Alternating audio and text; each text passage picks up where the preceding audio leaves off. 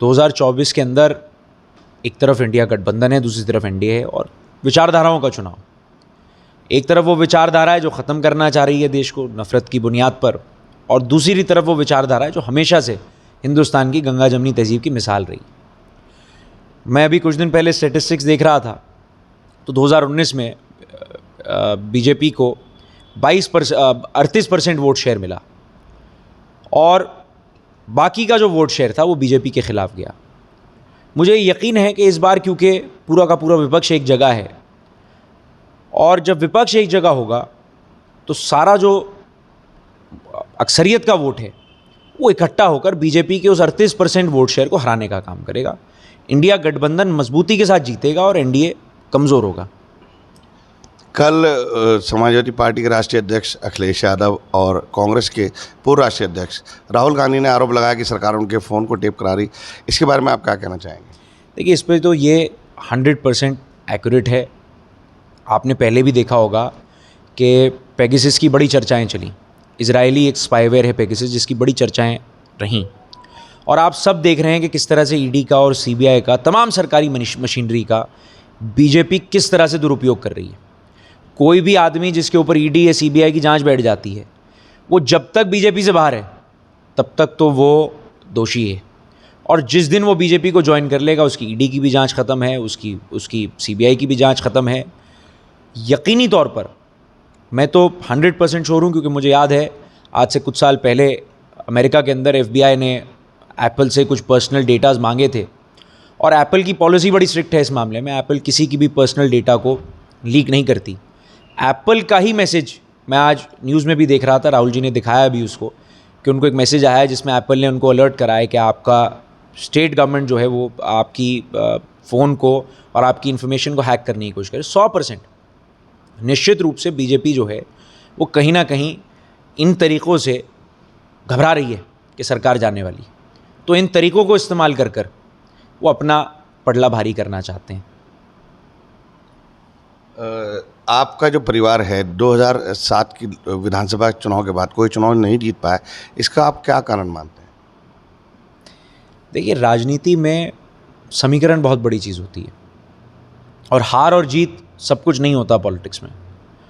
हम लोग निरंतर लोगों के बीच हैं, लोगों की लड़ाई लड़ रहे हैं, और ये किस्मत है हमारी कि 1000, 1200, 1500 वोट से हम बहुत क्लोज मार्जिन से इलेक्शन हार रहे हैं। और यकीनी तौर पर एक ट्रांसफॉर्मेशन जो आया है विचारधाराओं का, उसका नुकसान देश में हर जगह पहुंचा है।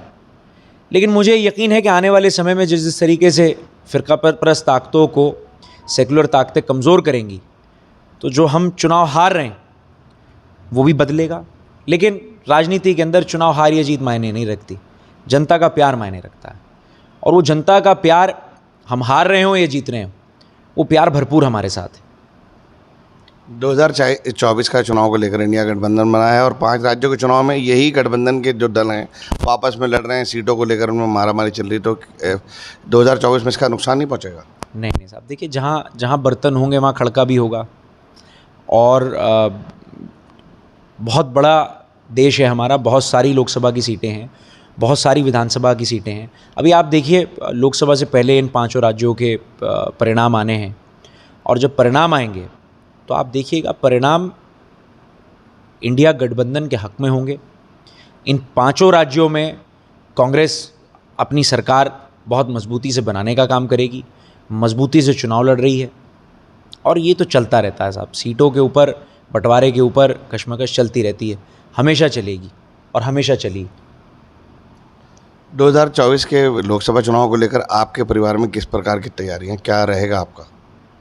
देखिए, 2 तरह की पॉलिटिक्स है।